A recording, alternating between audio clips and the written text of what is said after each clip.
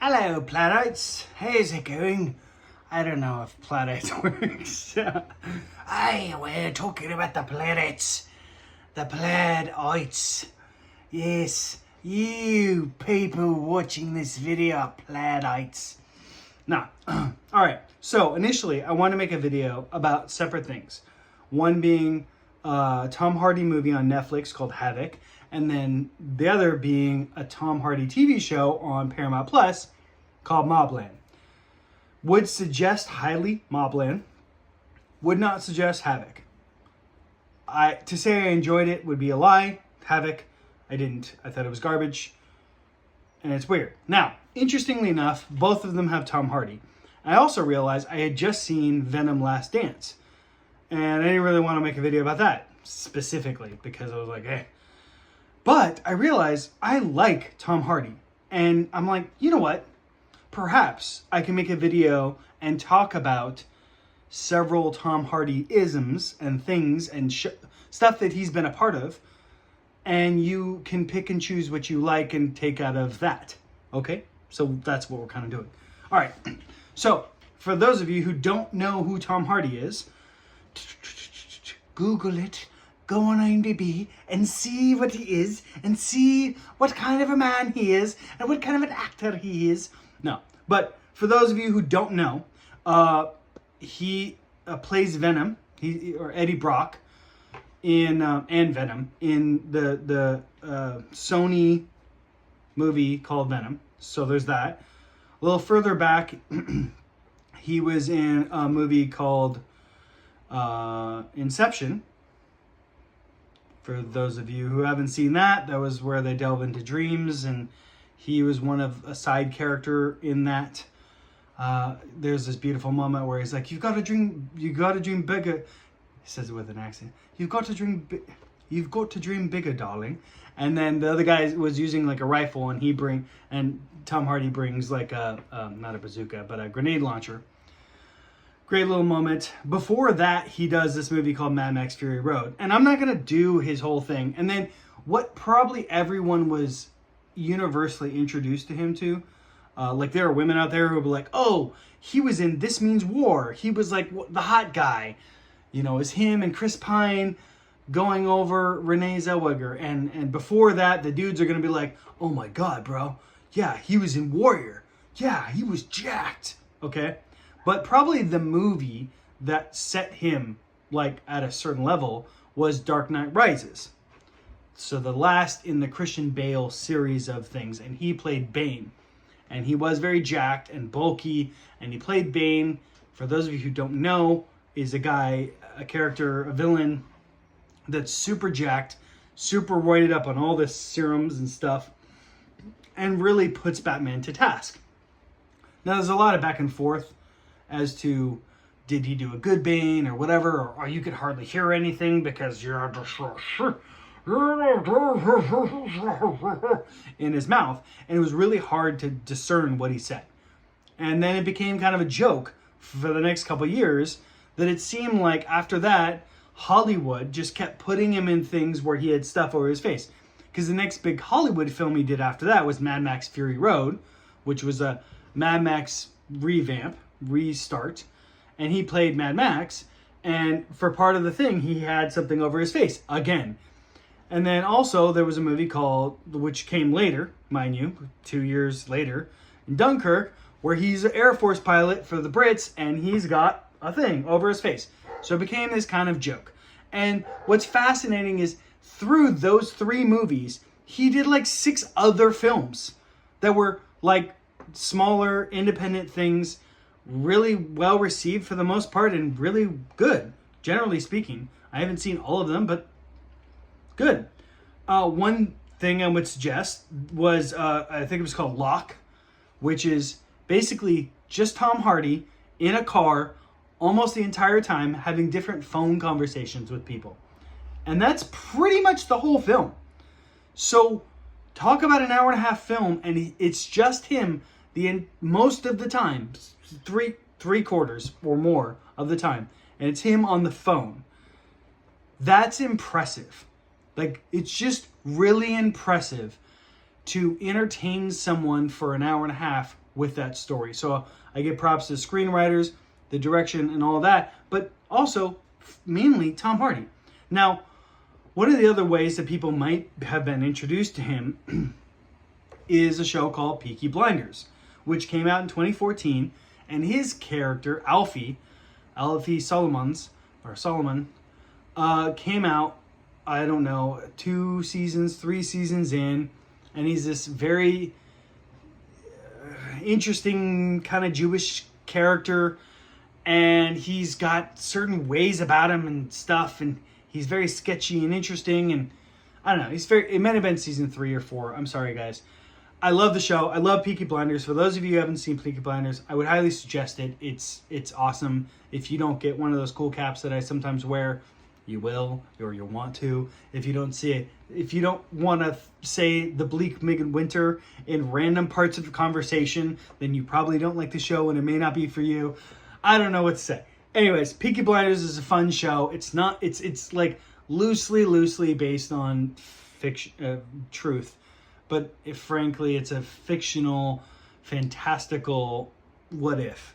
And it's enjoyable and it's great. And it talks about things that are little known talked about in that time period, which is very fascinating and interesting. And it's just a good show. As far as mob shows go, it's great. So he played that character in Peaky Blinders, did a killer job. Arguably steals almost any scene he's in. And it's great, which is hard to do with Cillian Murphy, who's the lead in Peaky Blinders, who just won an Oscar for Oppenheimer. Anyways, so we're back to Tom Hardy. So some point along there, he played Al Capone. He did, and then he started Venom. And Venom 3 movies, and it's pretty much just about him. And as much as I don't really like Sony's Venom, like the first Venom was amazing, the second one, it was okay. It was not great. There was a lot of issues. There was issues in the first one, but like less so. And then in the third one, I was like, you guys are just throwing money at the wall. Like, what's happening? And I was kind of disappointed. I felt like it left on a whimper. So whatever. It wasn't bad. It was just like not great bad. And that's kind of unfortunately a thing to deal with Sony and their products that are not Spider-Man, and especially not Spider-Man in the Marvel Universe or Spider-Man animated. Those are the two things they seem to be doing okay. Spider-Man with Marvel and then Spider-Man in the animated universe. They seem to be knocking out of the park. Everything else, meh. But so Venom, but it had 3 movies. So meaning the first one was good enough to do a second one. Second one was good enough to do a third one. Third one, I don't know, but they ended it.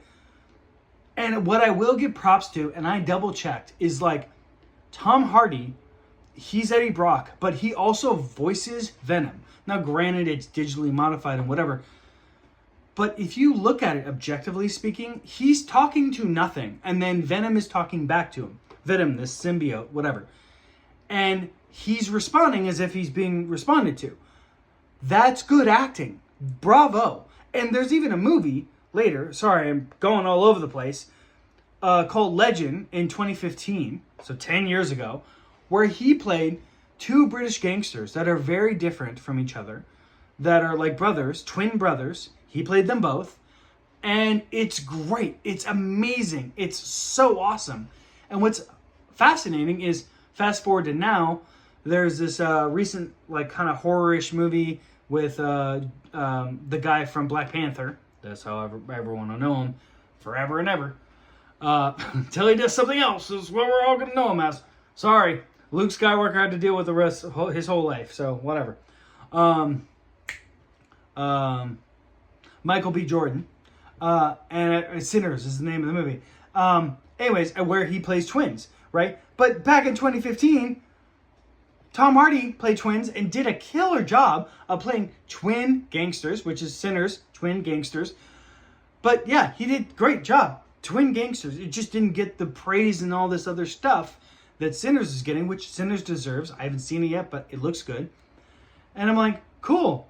Like, dude, this guy is amazing. So going up to present time, I saw Bike Riders. I think I saw it in theaters. I can't remember. I think I did, though. And I was a little disappointed. It was Tom Hardy being kind of Tom Hardy. in this kind of certain thing where he's like kind of cool, calm, and collected, and like, okay, cool, that's kind of his shtick. He's pulling like a Denzel Washington or whatever.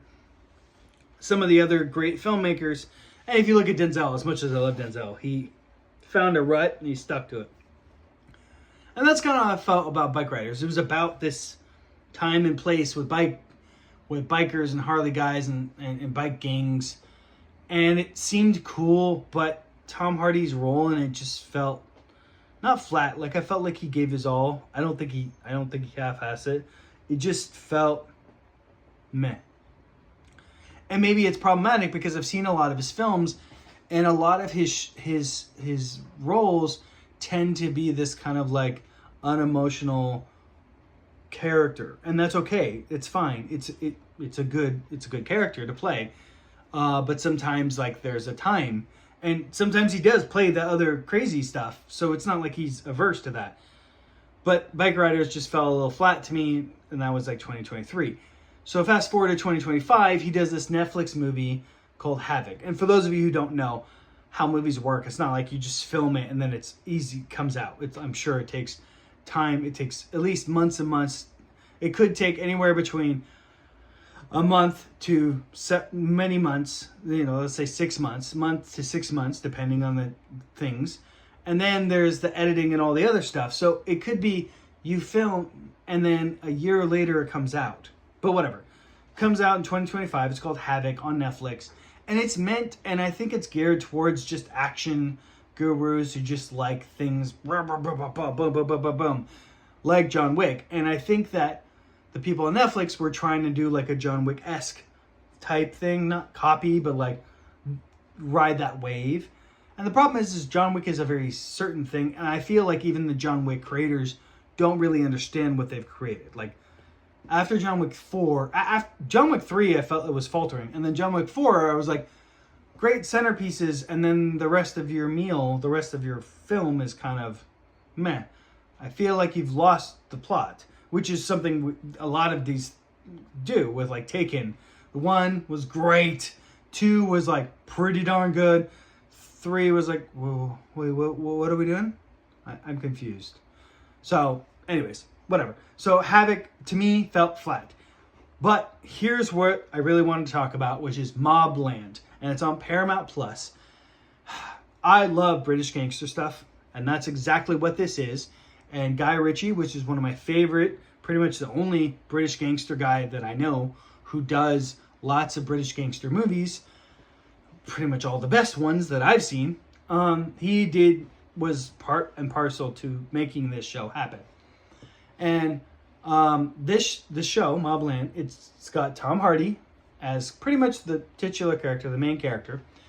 But he's a subordinate. He's kind of the right-hand man to this mob family in the UK, known as the Harrogans, run by Pierce Brosnan and Helen Mirren. And Helen Mirren has had this whole renaissance recently. Like, she's always been a worker bee, but I feel like in the last couple of years, she is just...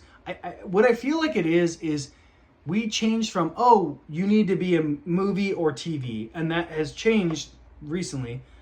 In the last like 10, 15 years, it's changed. But recently, it's been like, no. You can, it's totally okay. You can make good money and do good work doing TV. And even, to quote Rebecca Ferguson, who was in the last 2 Mission Impossible films, 3, and she died in the previous Mission Impossible film. She was like, okay, I love Mission Impossible, but frankly, in the time it took from when she finished to the new Mission Impossible, which she wouldn't be able to work pretty much the whole time, she did 2 seasons of The Silo, plus something else. So unfortunately, some of these especially big ticket movies, that you don't really have the availability to do anything else. So with Helen Mirren switching over to some TV, she's been able to do 1923, a couple seasons of that, and Mobland, and then something else, and then something else. Whereas before, it was like you have to do a movie and then a movie. It's like now she can kind of go all over the place. And I've been seeing her, and she's amazing. She's insane, chaotic, oh, you love to hate her in this show, Mobland. Because effectively what Mobland is about is you have this gangster family that does all the illegal stuff in a certain quadrant in the UK, and they're trying to move up and take over a bigger quadrant, and all of the chaos that ensues in that, and they realize that maybe they're kind of a small fish or a big fish in a small pond, and they're starting to get out of their small pond. And I have to say, there's something specifically, and I want to end on this, how Tom Hardy's character acts. Like, if nothing else, watch. If you didn't care about anything else, dudes, watch this. Watch this show and watch how Tom Hardy's character acts. It doesn't matter how messed up a situation is, or how or how messed up things go for him or the circumstances. He deals with it cool, calm, and collected. And in many ways, I applaud that, and I think that's amazing. There are elements of that which are detrimental, which is how he deals with his family. So there's always a cost. And I feel like the show shows that. So what I would say is, like, take a parcel of that and realize that there is value in being and training yourself to be cool, calm, and collected. However, you need to be present for your family. You need to find a way to turn off that or tune into what's going on with them and how to be there and present with them. And that's it. That's my Tom Hardy rant. I love you all. Pliedman out. I'm going to do another video soon. Sorry it wasn't yesterday, but it is what it is. I'll talk to you soon. Pliedman out. Bye-bye.